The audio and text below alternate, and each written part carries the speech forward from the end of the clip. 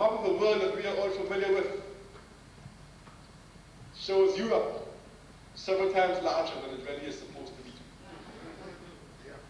The Europeans actually shrunk the rest of the world, and they expanded Europe. Can you imagine that?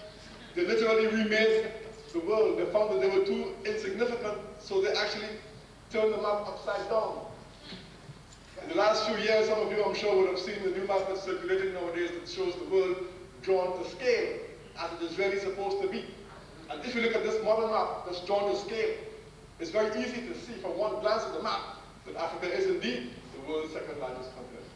But from the map of the world that we grew up with, it's very difficult to imagine that Africa could be big enough to include the U.S.A., India, China, and Europe.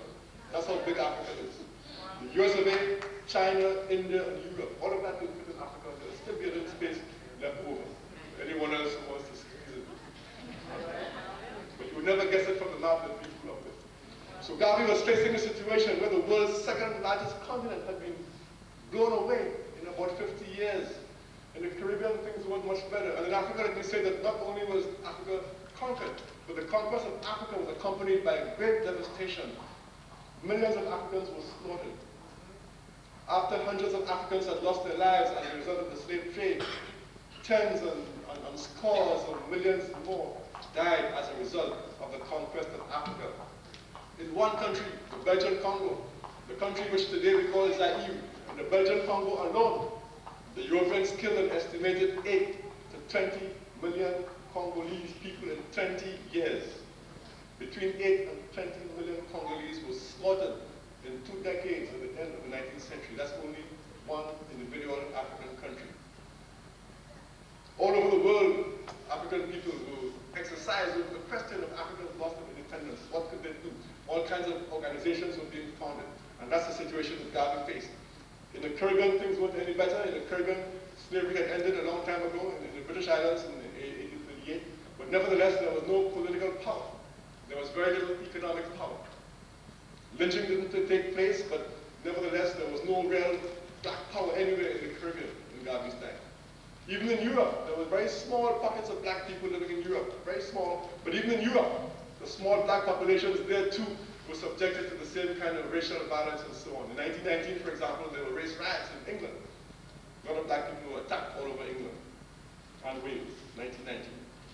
So Garvey then faced a situation where our race was at its lowest point. And what Garvey realized was that any race or nation of people, historically, that had kept itself weak was facing slavery or extinction. History showed Garvey that the penalty for weakness is either slavery or extinction. And if you look at the expansion of the European over the last 500 years, you will find that everywhere the European went over the last 500 years, he committed genocide. Everywhere he went and encountered weak races, he exterminated them. In the Caribbean, there isn't a single of the native Caribbean people left today.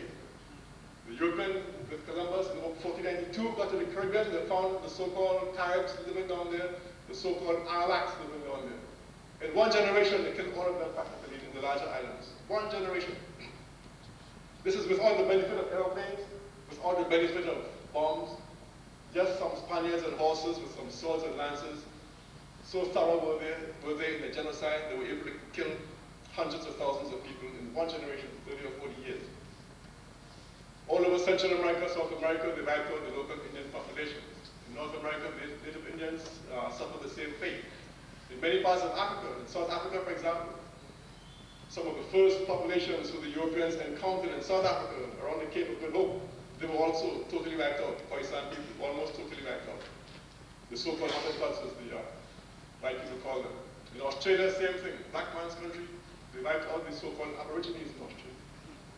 So Garvey wasn't being alarmist when he looked at the pages of history and he said, any race or nation that remains weak is inviting slavery or extermination.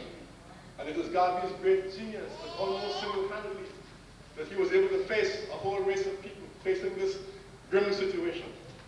And more than any single individual, Garvey was almost single-handedly able to turn that situation around.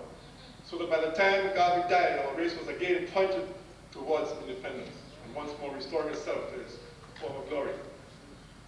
Garvey, as you know, traveled widely as a young man before he began his movement. And Garvey, from his travels, gained a very unique perspective. Garvey gained a global perspective on our struggle. He was able to see that wherever he went, our people were suffering in similar ways. You know the famous quotation from the Philosophy and Opinions of Marcus Garvey, where Garvey says, after having traveled around the world for 4 years, he asks himself, well, where is the black man's government? You know, where is his king, where is his queen, where are his ambassadors? Where are his men and women of high affairs? Garvey said, I looked around, I couldn't find any. And so Garvey resolved to do something. And Garvey realized that an organization lay the power of doing something. And that was why he began in 1914 the Universal Negro Improvement Association, an African Communities League.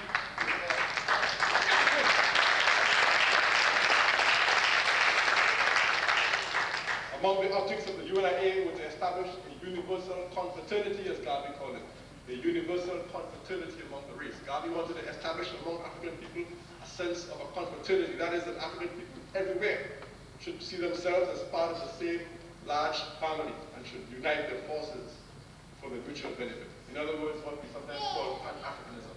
Garvey's outlook was a Pan-African outlook. Garvey set out to build an embryonic black nation because we were facing a situation where we had lost our nationality. There were only 2 black nations left in the world. Even Haiti, that had won its independence back in 1804 from the French. Even Haiti lost its independence again in Garvey's time. Haiti was invaded by U.S. Marines in 1915. So Garvey set about to show us that we had to move towards nationality. And what Garvey did in the U.N.I.A.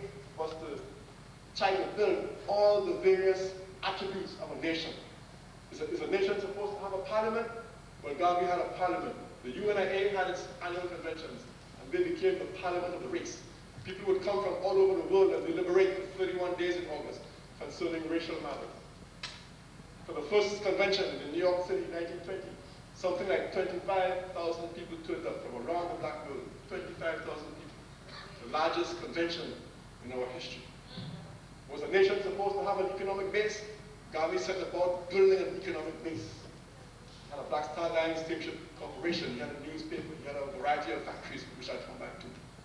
Was a nation supposed to have its own propaganda, its own media? Garvey set about building his own propaganda apparatus. Again, the Negro World newspaper, which became the most widely circulated African newspaper in the entire world. One of the most influential and well-edited in history, the Negro World newspaper. Was a nation supposed to have its own cultural apparatus? Garvey set about building. He encouraged poets, he encouraged writers, he himself wrote poetry, he himself wrote plays. Garvey put forward a culture of liberation. He encouraged others to participate in all kinds of cultural activity. Garvey became a great patron of our arts. Was a nation supposed to have a military force? Garvey built a paramilitary force, the Universal African Legions. He made sure that our people would have their own security force to protect ourselves. And there were times when our security force in the Universal African Legions was called upon, in fact, to protect members of the U.N.I.A. There was one famous case in Chattanooga, Tennessee, a case which came to be known as the Chattanooga outrage, where the police apparently became upset because U.N.I.A. members were marching in the streets with the red, black, and green flag. Apparently the police thought that they should not be having an African flag. This too, by the way, was another attribute of a nation that Garvey built, the red, black, and green flag. Up to today, as you know, the red, black, and green has become perhaps one of the most recognizable universal symbols of African nationalism, red, black, and green. And this was Garvey's creation. So in Chattanooga, Tennessee, 1926, the Universal African Legions, after having marched with the flag, were attacked in their building, in the U.N.I.A. building by the local police. And they were forced to engage in a shootout with the police, 1926, Chattanooga, Tennessee. So every attribute of a nation, Garvey had. The one attribute of a nation which Garvey lacked, which he tried to get and did not succeed in getting, and which perhaps was the one sort of weak spot where the enemy eventually got him, was on the question of a land base. A nation must have a land base. No matter what Garvey did, he was still operating within the land base of an alien environment, an alien government. That's the reason why Garvey tried so hard to relocate his